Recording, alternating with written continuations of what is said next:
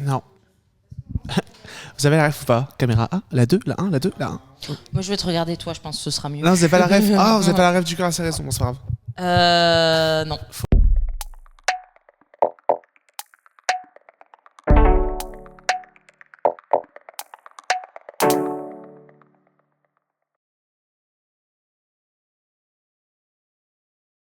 Bonjour ou bonsoir, bienvenue dans la pause présentée par moi, Nicolas.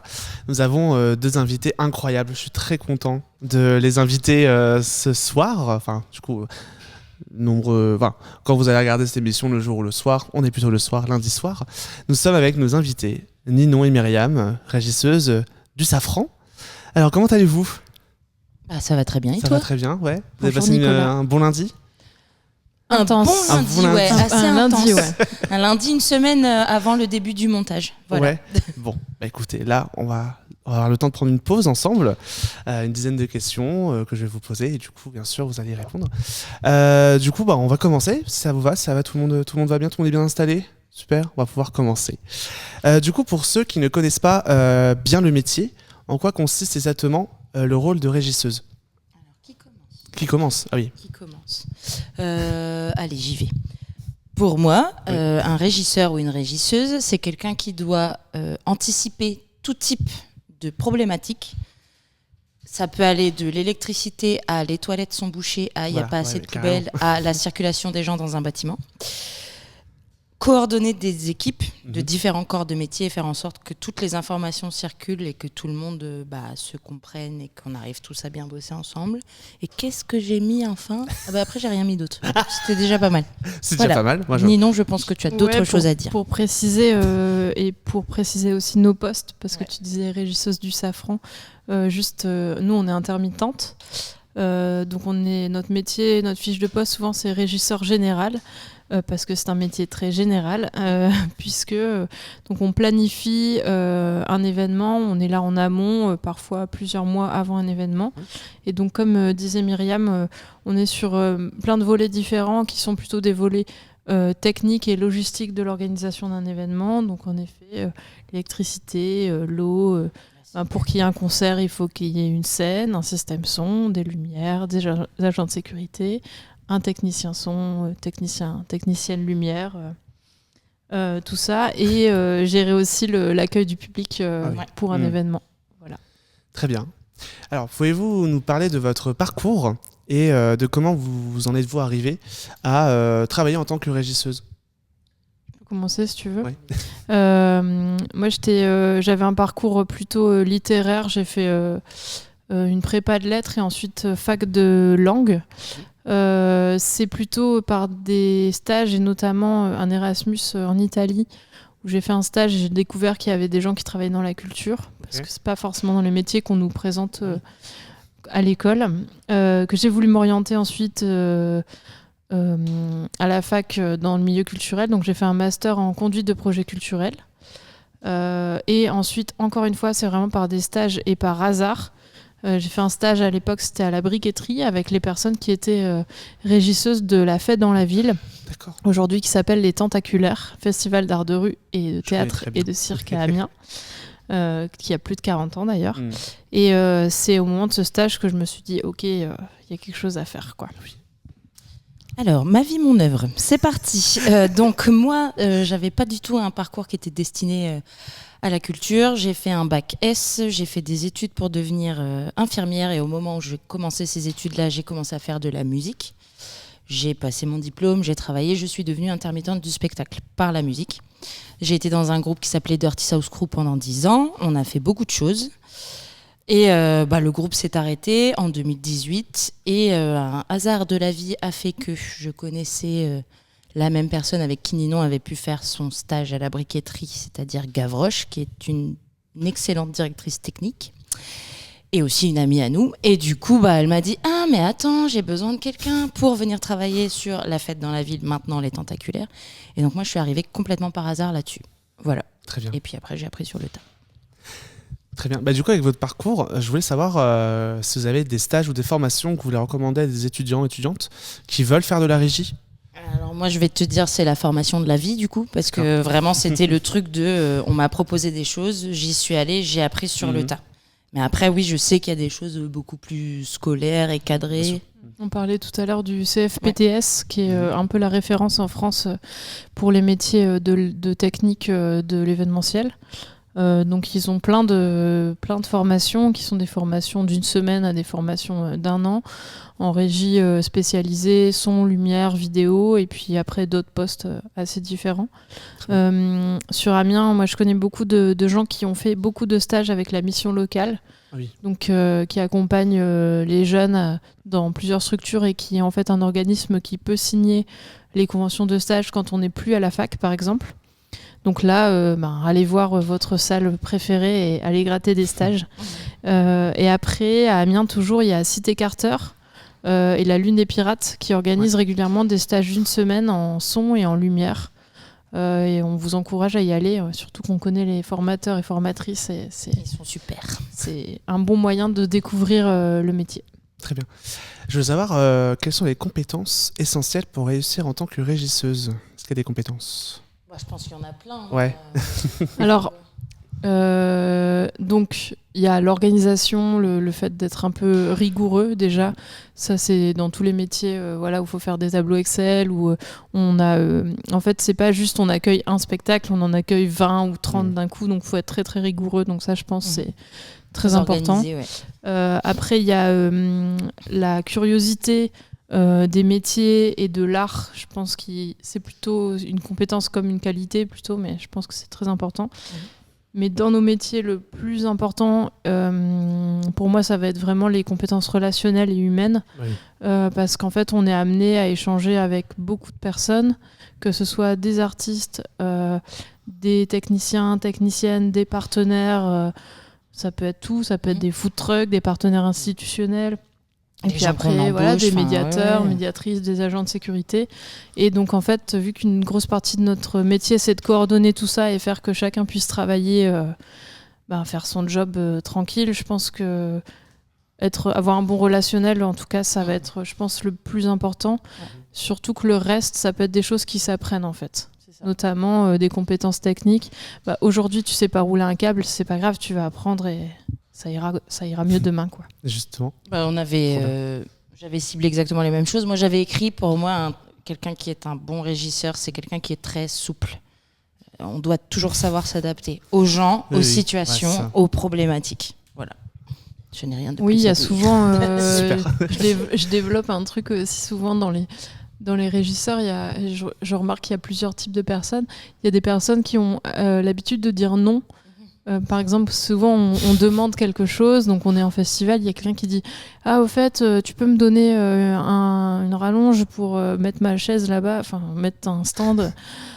Et il y a des gens qui commencent par dire non, pour ensuite réfléchir et ensuite s'adapter, etc. Bon, voilà, parce que c'est aussi un truc un peu à l'ancienne, où on assoit son autorité, mais dans tous les cas, c'est quand même des gens qui, au final, vont finir par s'adapter. Et il faut être prêt. En fait, il faut être prêt à l'imprévu, quoi. Voilà. Bien sûr. Et du coup, en tant que relationnel, on va en reparler. Vous êtes beaucoup ensemble. Oui. Du coup, je veux savoir comment avez-vous commencé à travailler ensemble ? Qui c'est qui raconte ? C'est en 2000. Alors, on s'est connus en 2018 avec Ninon.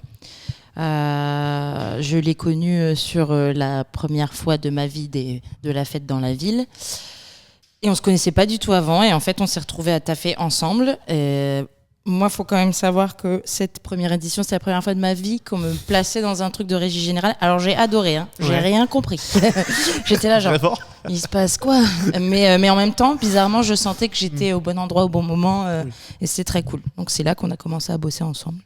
C'est ça, quoi. Voilà, c'était hasard du taf. Et puis, comme le binôme a pas trop mal marché, après, il y a quelques trucs qui se sont... agencés qui sont arrivés, on a trouvé ça chouette de continuer, quoi. Super. En tout cas. Du coup, j'ai une question assez fun à vous poser. Du coup, comment décrirez-vous votre partenaire, chacune, en 3 mots ? Ok. Alors, 3 mots, c'est difficile. Ouais, 3 mots, oui. C'est compliqué un petit peu. Alors, moi, j'ai mis. Du coup, je suis intrigué. Efficace, avec un très efficace. Précise, entre parenthèses, frappe chirurgicale. Ouais, il y a plus de mots, mais je m'en fiche. D'accord, bon, pas de souci. Et après, j'ai mis humaine. Ah, très bien. Très humaine. C'est parce que des fois je m'énerve. Non, c'était dans le sens. T'as quelqu'un qui a énormément d'humanité, tu es empathique, t'as des très belles qualités humaines, quoi. Voilà. Bon, à mon tour. Je suis un peu timide. Moi, j'ai mis attentionné parce que, et c'est aussi une des grandes qualités de la régie, c'est comme je disais tout à l'heure, faire attention à ce que tout le monde puisse bien faire son boulot. C'est aussi faire attention, remarquer quand un collègue ne va pas bien et voilà, être dans ce truc-là.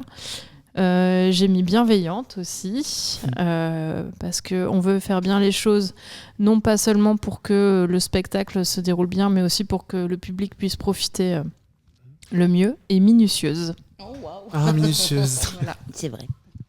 Merci pour ces réponses, je trouve trop bien. Bon, du coup, vous avez formé un duo parfait, je trouve. Oh, waouh. Bah oui, quand même. On a bien fait de venir. Je vous vois beaucoup ensemble et tout. Un dynamique duo. Un dynamique duo, ouais. Du coup, on va parler un petit peu de Safran Numérique et de Tentaculaire. Est-ce que vous pouvez me décrire une journée typique de travail en festival, du coup, comme les Tentaculaires ou Safran Numérique? Je peux le faire pour les Safran Numérique si tu veux. Si tu veux, moi je fais le Mais alors ça, c'est pas la même chose. Ah, très bien, ouais, mélanger, ça peut être cool. On mélange, ok. Allez, mélange. Donc pour les Safran Numérique, pendant le festival, pas en amont, parce qu'en amont c'est principalement du travail de préparation et donc il y a plein de choses dedans. On arrive vers 7h30, je dirais, environ.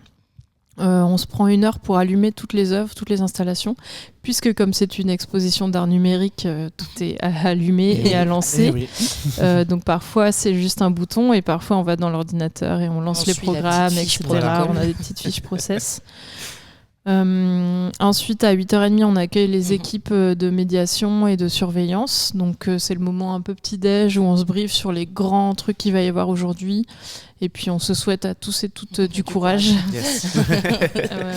À 9h, on ouvre, quoi. Ensuite, on est dans un moment en journée, en fait, plutôt de veille. Ouais. Où on va relayer nos équipes, on s'assure que chacun puisse prendre des pauses, et puis on a toute une veille technique où on va agir en tant que dépanneuse quand il y a une installation qui marche pas, jusqu'à l'extinction des feux, fermeture, on éteint toutes les installs. Ensuite on débriefe entre nous et avec d'autres personnes sur comment on peut améliorer parfois l'accueil d'une œuvre ou pas. Et puis on fait des petites modifications de planning pour le lendemain. Oui, c'est ça. Voilà. Et rebelote, quoi. Super. Alors, les tentaculaires. Déjà, je voudrais préciser que sur les tentaculaires, en fait, alors on a une directrice technique avec nous, Gavroche, dont je parlais tout à l'heure, mais on a un petit peu 3, en fait, sur ce poste de régie. Et donc, les tentaculaires, c'est un festival qui se passe en centre-ville, donc c'est assez étendu. Ah oui. Donc déjà, ce qui se passe pour une journée typique, ça commence la veille au soir, où chacune va dire... En fait, il y a différents lieux d'accueil. Les compagnies arrivent à différents endroits, à différentes heures. Donc, en fait, on va se répartir les tâches. Toi, tu vas accueillir telle compagnie. Toi, tu vas accueillir telle personne. Toi, tu vas faire ci. Toi, tu vas faire ça. Et après, en général, ça dépend des journées, des horaires de montage. Mais on va commencer vers 7h30, 8h. On va aller sur site, c'est-à-dire en centre-ville. On va faire ce qu'on avait prévu de faire. Et puis, à un moment, on va se parler 20 000 fois sur WhatsApp. Genre, il y a ça qui va pas. Il y a une nacelle qui est là. Elle ne devait pas être là. Et puis, on se rejoint toujours à un moment dans la matinée, on se fait un petit débrief café, et puis après, en fait, c'est au fur et à mesure. Mais c'est pas du tout le même exercice, puisque tout a lieu en extérieur. Donc, il y a aussi la météo, des trucs un petit peu bêtes comme ça, bateau. Il faut vraiment s'adapter aux conditions au moment du coup de feu, quoi. Voilà. Et du coup, pendant les festivals, je veux savoir comment vous gérez la pression et le stress pendant les événements en direct. Alors, qu'est-ce que vous faites pour gérer la pression, le stress? Déjà, je pense qu'on est un binôme.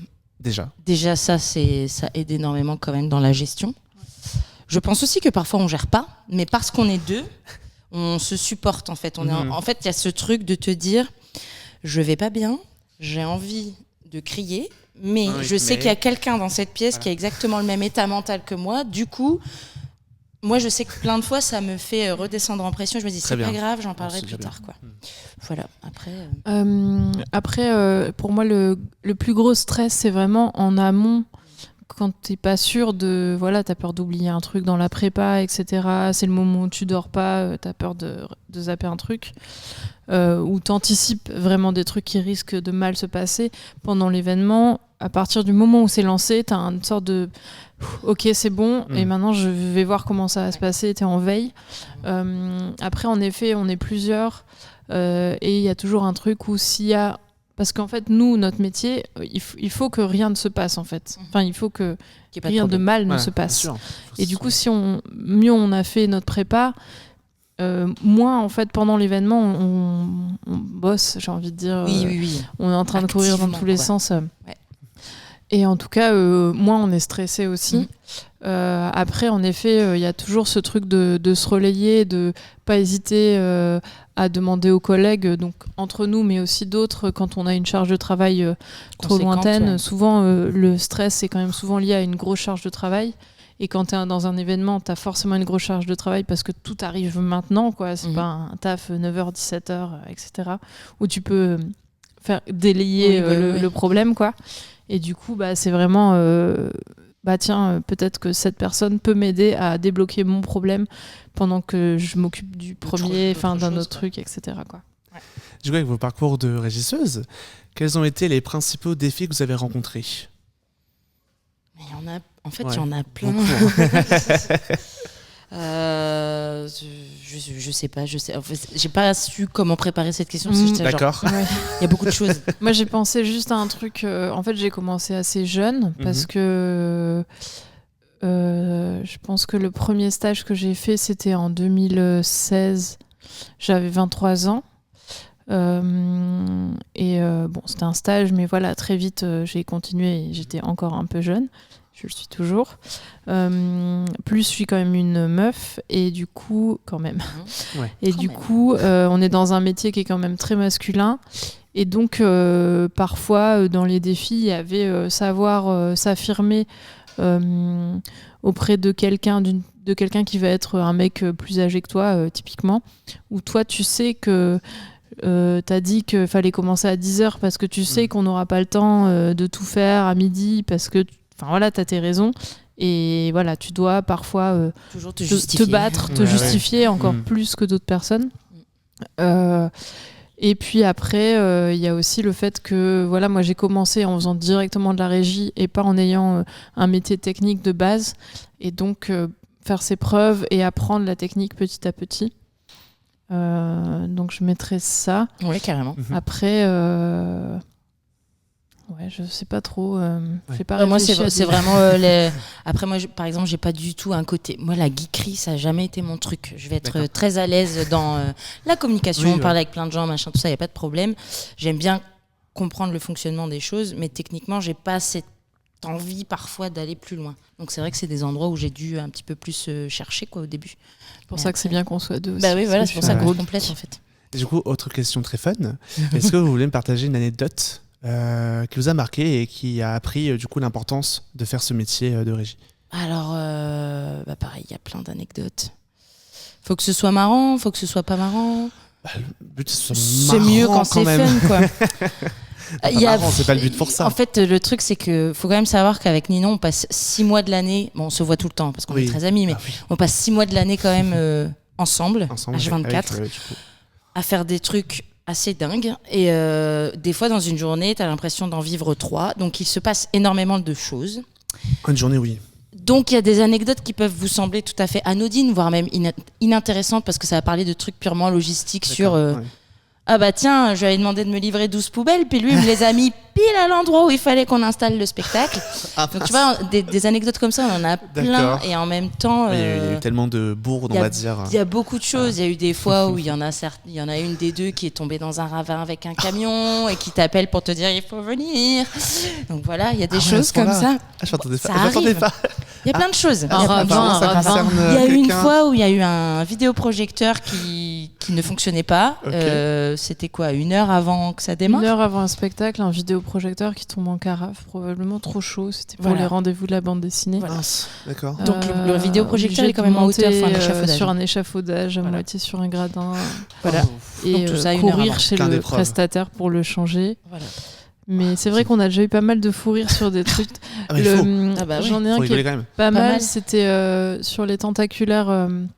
Donc c'est un festival d'extérieur, donc on prépare des bâches. Oui. On prépare des bâches pour données aux artistes pour qu'ils puissent couvrir leur décor D'accord. Oui, au ouais. cas en où, cas de ouais. pluie en fait. Mhm. Et nous on met ces bâches dans des grosses poubelles rouges à roulettes, mais très très grosses. Les poubelles rouges. Grosses, tu sais, les gros d'accord. bacs. Ah Un oui, peu oui, comme oui, les trucs d'accord. en sortie de restaurant, Ok. des Voilà. très grosses poubelles. Et en fait, on les stocke là pour les déplacer facilement et puis pour que les artistes puissent se servir aisément aussi en fonction de la taille de leur décor puisqu'ils le connaissent. Et un jour, malheureusement, les poubelles sont passées et ils ont ramassé toutes nos bâches. Ils ont tout jeté. Et je me souviens avoir Mince. ouvert le couvercle, regardé, fermé le couvercle, elle m'a regardé, regardé j'ai fait 5 un secondes. Ok, je Il y a réouvre. pas rien. Ah ouais, non, bah c'est ça en fait. Ils ont vidé la Bon, poubelle. voilà. Il y en a plein des anecdotes. Après, ce qui est très bien Ouais. avec toutes ces petites anecdotes, au-delà des fous rires et des moments chouettes qu'on passe, c'est que c'est des choses qui te permettent de ne pas reproduire des erreurs Oui, bien l'année sûr, qui l'année qui suit. suit, Tu voilà. apprends à Donc, chaque il y a de fois. l'expérience et en même temps, Voilà. du coup, faire attention sur les prochaines. Voilà. On va espérer que cette année, il y aura pas Après, de... sur le truc de choisir de faire ce métier, vu que Mm. c'était un peu la question aussi. Bien sûr. Et c'est un truc récent, mais c'est continuer à faire ce métier. Encore une fois, sur les tentaculaires, l'année dernière, il a plu comme vache qui pisse, comme on dit par chez nous. C'était horrible. Like a raining cow. Yes. It's raining cats Elle est and dogs. bilingue. C'est pas ça du tout. Et C'est pas grave. faut que je le dise vite, comme ça les gens ils n'auront pas le temps de vérifier. On va faire comme si toi. Et en fait, de voir des gens qui vont voir des spectacles dans la rue alors qu'il pleut de ouf et ils sont trop mignons, ils ont leur petit kawaii et leur petit parapluie et ils sont juste là, ils regardent un spectacle où ils dansent, où enfin, il y a un truc de communion. Les Tentaculaires, c'est un festival gratuit pour tout le monde. Les Safrans numériques, d'ailleurs, c'est la même chose. Les rendez-vous de la BD, c'est la même chose. Et moi, souvent, des moments comme ça où le public est là, est ému et est présent pour un événement, à chaque fois, je me dis, ok, en fait, c'est pour ça que je me suis levée si tôt et c'est pour ça que je suis sous la pluie avec mon kawaii et que j'en peux plus. J'en peux plus et C'est ça y est, j'ai plus froid, quoi. Voilà. Tout va mieux. Merci beaucoup pour vos anecdotes. Il n'y avait pas de souci. Et du coup, je voulais savoir comment vous répartissez-vous les tâches et les responsabilités pour assurer le bon fonctionnement du festival. Je pense qu'on a appris avec les capacités et qualités initiales de chacune. Ce que je disais tout à l'heure, par exemple, je ne suis pas un geek. Ninon est beaucoup plus geek que moi. Donc la partie technique, c'était quand même beaucoup plus elle, dès le départ, je pense. Voilà. Que dire d'autre En fait, souvent, au début d'un événement, on essaye de le refaire aussi parfois chaque année. On se redemande, est-ce que tu as envie de faire ça comment on refait cette année? Après, c'est vrai que forcément, d'une année sur l'autre, parfois, on reprend les mêmes missions. Mais on essaye de s'en reparler quand même. Oui. Et après, on ajuste certains trucs en fonction des charges de travail. Si on se dit, mais en fait, là, ça va pas. J'en ai trop. Je vois bien que tu bosses plus que moi. Donne-moi un bout de ton truc. Que ça soit équitable. Et après, on essaye de pas avoir une répartition du travail opaque. Ouais. On essaye, c'est pas toujours évident. De façon à ce que chaque personne... par exemple, si elle n'est pas là ou s'il y a un truc à gérer, je puisse prendre la main, en fait. Je puisse accéder à ces documents et savoir comment résoudre le problème. Et de la même façon, puis de toute façon, on bosse face à face dans un bureau. Je suis au téléphone, elle sait ce que je dis. Voilà. Du coup, elle sait à qui je parle. Et voilà. On essaie de communiquer aussi pour pas être indispensable, en fait, aussi. Et pouvoir s'aider c'est ça. Chacune. C'est ça. Et du coup, dans tout ce que vous avez fait, est-ce qu'il y a un projet ou un festival qui vous a particulièrement touché et dont vous êtes très fier? Moi, j'aime particulièrement les Safrans numériques. C'est pas pour faire. Non, bien sûr. Non, pour le coup, c'est pas pour faire de la promo mal placée et de la lèche, mais j'aime beaucoup ce festival. À chaque fois, je donne cet argument-là. En fait, le Safran, c'est un centre culturel qui est implanté dans un certain quartier. On peut bien le rappeler. En plein milieu des bâtiments. Ouais. Et avec plein de gens qui n'ont pas forcément d'accès, pour plein de raisons, à la culture. Faire ce festival qui est gratuit, c'est ce que disait Ninon il y a à peine 3 minutes, c'est donner de la culture à plein de gens qui n'osent pas y aller ou qui n'y ont pas accès. Et du coup, moi, je suis toujours très fière de travailler ici pour ça. Et puis, je pense qu'il y a une bonne ambiance dans les équipes de médiateurs, médiatrices. Donc, c'est assez chouette. Humainement, c'est une très belle expérience. Et les artistes aussi sont... En fait, c'est un festival d'art numérique, mais l'art numérique, c'est encore un peu... récent, c'est un peu des bricoleurs, bricoleuses, artistes contemporains qui bricolent, donc ils ont un petit côté geek et plutôt sympa en général. Ouais. On s'amuse bien. Oui. Du coup, autre question, anecdote. Parce qu'on a 2 anecdotes dans cette Wow. pause. Oh, wow. Est-ce que vous avez une anecdote autre que du coup ça m'est dit qui complète un peu vos personnalités et du coup qui vous représente beaucoup dans votre duo? Je sais Moi, pas si je me suis voyez ce que je rappelé veux dire. d'un moment. Oui. C'était il y a quelques temps, quand Ouais. même, quelques années. C'était sur les rendez-vous de la BD. Ah. Parce qu'on a la chance de travailler aussi avec l'association. On a marché sur la bulle sur ce Ah, festival. super. Et il y a eu une fois où il y a un collègue maintenant de quelques années qui venait d'arriver qui s'appelle Anthony Pardy. D'accord. En gros, on arrive sur le site de l'Alfraiciné et en fait, Ninon et moi, on a eu 2 réactions bien différentes mais qui montrent bien les différentes personnalités qu'on peut avoir à certains endroits. Ninon, elle est arrivée, elle a fait le tour des gens pour dire bonjour. Elle a vu Anthony, elle a vu qu'elle ne le connaissait pas. Elle l'a regardé, elle a fait bonjour. Et elle est passée comme ça. Mais elle lui a dit gentiment, tu vois. Elle lui a dit bonjour, je te connais pas, mais bonjour. Mais pas de contact, rien. Ok. Moi, j'arrive, je dis bonjour à tout le monde, je le regarde, je fais bah salut. Et du coup, je claque la bise, tu vois. Et je me suis rappelé de ça tout à l'heure parce que j'étais en train de chercher. Je fais oui, en fait, quand même, c'est assez marquant de. Ça nous correspond bien, en fait. Voilà, c'était à ça que je pensais, moi. Ouais, c'est vrai que des fois, quand il y a des moments un peu réunion, représentation, j'aime bien l'envoyer au casse-pipe. Ouais. Allez, vas-y, Myriam. Mais voilà. Et en même temps, moi, je pense à un autre truc, parfois, qui nous a déjà joué des tours. C'est quand on est en réunion avec des gens. Et par exemple, Myriam, parfois, elle est en réunion et des gens parlent d'un truc. Ils disent des mots. Puis elle dit ah ouais, et du coup moi je me dis ah ok, bon, elle sait de quoi il parle, du coup je vais pas demander parce que sinon j'ai l'air trop con et tout. Après on sort de la réunion, je fais mais ça veut dire quoi ça, je sais pas. Bon. Moi je cherche après. Merde. Bon, ce coup-là on s'est pas complété. Mais sinon ouais, je sais pas, je pense à ça en fait. Ouais, mais c'est la deuxième anecdote que j'avais notée. C'est les 2 trucs. Merci pour les anecdotes. Peut-être rien. Pas de souci. Est-ce que vous pouvez me dire s'il y a des opportunités de carrière pour les régisseurs et régisseuses hors festival? Est-ce qu'il y a d'autres opportunités hors festival? En fait, il y a beaucoup de gens qui bossent sur des festivals, mais aussi en salle, par exemple, sur des salles de concert, salles de théâtre. En fonction de la régie que tu fais, de toute façon, c'est pas la même chose. Si tu fais de l'expo, du concert, etc., tu peux bosser dans d'autres lieux, quoi. Donc, ce qu'elle disait tout à l'heure, t'as régisseur son, lumière, régie générale, régie, je sais pas, régie accroche d'œuvre. Enfin, il y a plein de types de régie en fait aussi. Ouais, il y a la production aussi, donc ça peut être varié, mais c'est aussi l'intermittence qui permet ça. C'est que nos métiers ils changent d'un projet à un autre. Voilà. Est-ce qu'il y a d'autres secteurs où vos compétences sont appliquées? Est-ce qu'il y a d'autres secteurs autres que régisseuse ou safran sont appliqués Par exemple, l'organisation, tout ça? Ouais. Certainement. Oui, je pense que des tas de Vous métiers, trop, en réalité. ouais. Je pense vraiment, là, comme ça. Je vais te donner l'autre métier que j'ai pratiqué. Infirmière, tu es bien obligé d'être organisée et d'anticiper les problèmes. Très bien. Et d'être sympa avec les gens. Et d'être sympa avec les gens, parce que sinon, c'est quand même pas très cool. Oui. Voilà. C'est la fois que je pense aux phrases. Voilà. De dire bonjour et d'être sympa avec. Mais oui, je pense que ça reste quand même des compétences qu'on doit avoir dans beaucoup de corps de métiers différents. Question très importante. Comment voyez-vous votre métier dans les prochaines années? Déjà, 2 choses sur l'avenir, parce que l'avenir de la culture en France actuellement, la culture en France est menacée, notamment en 2025, encore une fois, mais bon, je pense que vous écoutez un podcast d'il y a 10 ans, c'est pareil, parce qu'il y a de grosses coupes budgétaires qui ont été faites là depuis le début de l'année. Donc évidemment, coupe budgétaire, ça veut dire peut-être la disparition de certains festivals, certains événements, ou alors si ce n'est la disparition, la diminution en taille, quoi. Après, je sais pas trop, il y a aussi le statut de l'intermittence qui est menacé. Depuis quelques années aussi. Ça, je sais pas trop comment ça va évoluer. Tourner, peut-être que nous, on sera plus tard dans une boîte où on va bouger, on sera salarié, ou alors on sera peut-être juste dans un lieu que au Safran ou que ailleurs. Voilà. Encore faut-il qu'il y ait de l'argent. Et pour revenir à ça, est-ce que vous avez des projets futurs ou des je vais y arriver. Vous avez des projets futurs ou des rêves professionnels que vous avez envie de faire? À l'endroit de la régie?